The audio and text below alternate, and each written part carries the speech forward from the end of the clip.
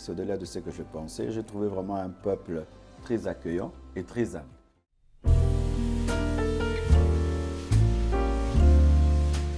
Bonjour à tous et à toutes, bienvenue à cet épisode de notre podcast. Aujourd'hui, nous avons l'honneur de recevoir pour vous le pasteur Marcelo Tounassi, qui n'est pas à présenter. Il est ici en visite en Inde pour une mission évangélique. Nous allons donc parler de sa mission ici en Inde, mais aussi de ce que ça a rapporté pour lui. Nous allons aussi parler de sa visite à Gen University, ainsi que sa rencontre avec la diaspora congolaise en Inde.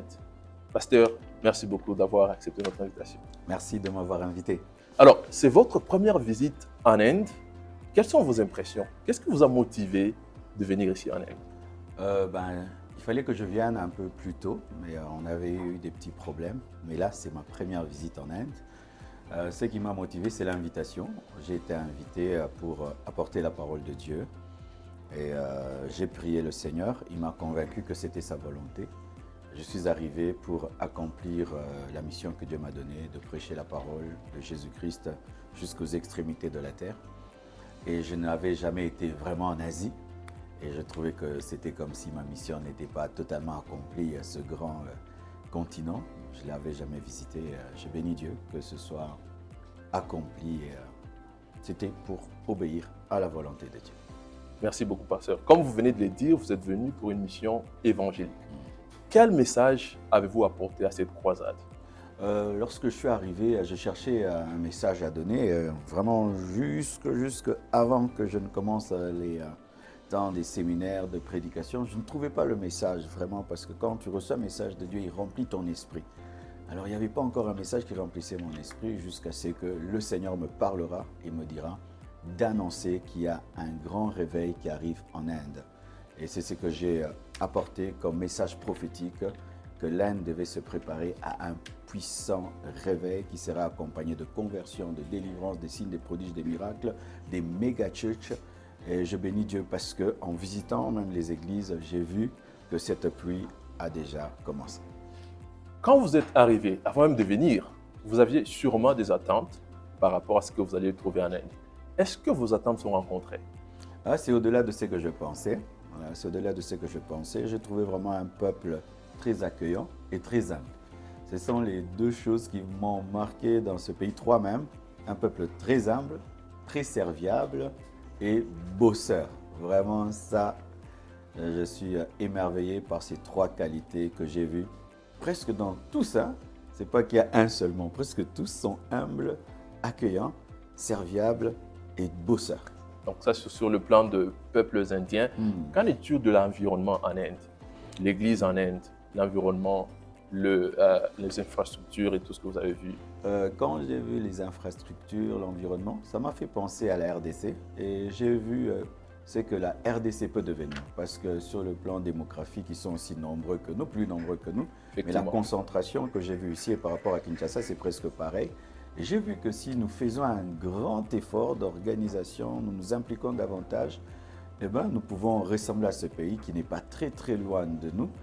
Et aussi, ce que j'ai remarqué sur le plan évangélique, c'est que nous avons une fausse connaissance de l'évangile en Inde. On pense que tout le monde est dans l'ignorance. J'ai trouvé des bonnes églises, des grandes églises, des pasteurs remplis du Saint-Esprit, qui opèrent dans le surnaturel, qui maîtrisent les Écritures, qui font des grandes choses avec Dieu. Et ça a été une surprise qui m'a fait du bien. Est-ce que cela vous a donné une motivation de vouloir peut-être installer une église ici?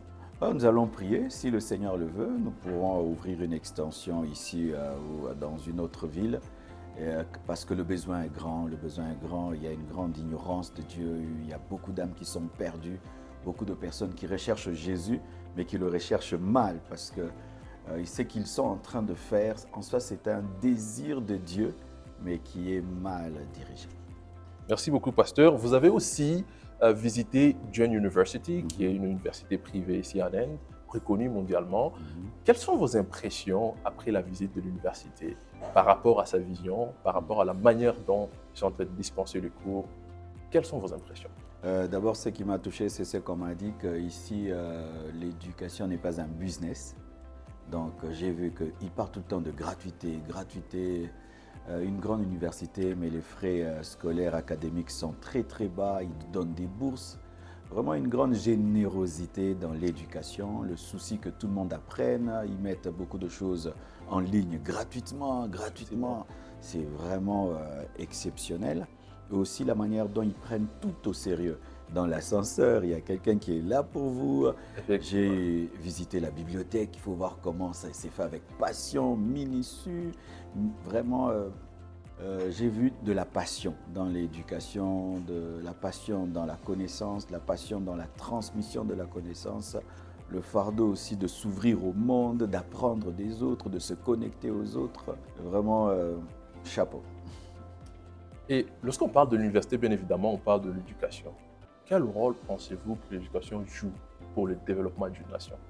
Il n'y a pas de développement sans éducation. Il n'y a pas de développement sans connaissance. Même la Bible dit, vous connaîtrez la vérité et la vérité vous rendra libre. C'est la connaissance qui libère, c'est la connaissance qui amène le développement. Tout développement a été engendré par la connaissance. L'homme a découvert l'électricité, a découvert la machine à vapeur, a découvert l'Internet, la technologie. Tout développement vient de la connaissance. Même le salut vient de la connaissance. Sans connaissance, il n'y a pas de lumière. Sans connaissance, il n'y a pas d'avancement, que ce soit dans la dimension spirituelle, intellectuelle, académique, technologique. Sans connaissance, il n'y a pas de développement. Bien, je vous ai vu entouré de la diaspora congolaise, nos frères et sœurs congolais qui étaient toujours à vos côtés. Quelles sont vos impressions par rapport à la diaspora congolaise en Inde? Qu'on se le dise, la diaspora congolaise en Inde est probablement la plus intellectuelle parce que les jeunes Congolais viennent ici, pas pour chercher le travail, mais pour s'informer, pour s'éduquer. Quelles sont vos impressions par rapport à cette diaspora? Ben, tu m'as volé vraiment les mots. C'est ce que j'ai remarqué ici. La diaspora congolaise est intellectuelle. Elle est concentrée sur les affaires, concentrée sur les études, concentrée sur la connexion, connecter le Congo à l'Inde, l'Inde au Congo. Et vraiment, ça doit être un modèle. Hein. Ils ne sont pas trop dans les futilités, dans la distraction. Et aussi, malgré ça, c'est une diaspora qui prie, qui cherche Dieu, qui continue à pratiquer la parole, qui garde l'évangile, qui garde Jésus-Christ dans son cœur. Vraiment, c'est un modèle pour toutes les diasporas que nous avons dans le monde. Faites comme eux. La diaspora congolaise en Inde, je salue tout le monde qui a facilité, bien évidemment, l'arrivée du pasteur ici et qui a bien évidemment soutenu le pasteur durant cette croisade. Un dernier mot, pasteur, quel message avez-vous finalement après, je pense, 5 jours de visite ici en Inde? Quel est le dernier message que vous pouvez passer aux jeunes qui vous suivent, pas seulement aux jeunes, à tout le monde qui vous suit aujourd'hui? Alors, pour la diaspora congolaise, j'aimerais vous dire que tout ce que vous avez appris ici, il faut le ramener au Congo. Le Congo a besoin de tout ce que vous avez appris. Revenez au Congo faire cette université. Amenez à ce niveau intellectuel, ce niveau d'organisation, ce cœur qu'ils ont. Prenez ces valeurs, ramenez-les au Congo.